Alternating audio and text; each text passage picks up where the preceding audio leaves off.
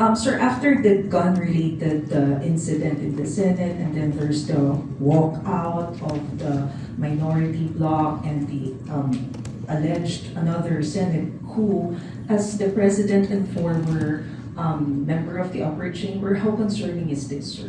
Very.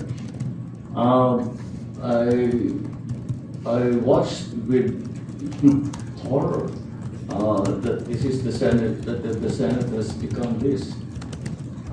I look at my other fellow senators.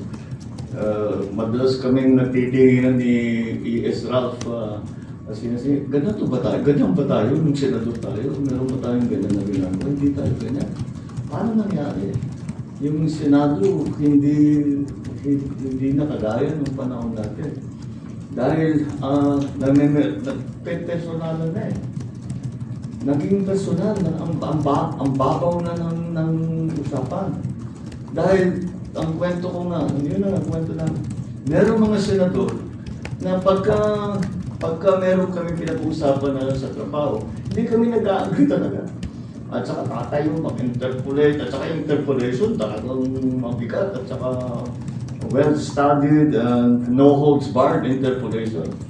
Pero after pag-upo namin, magkakape naman kami, kakain kami ng kasabay. Hindi personal.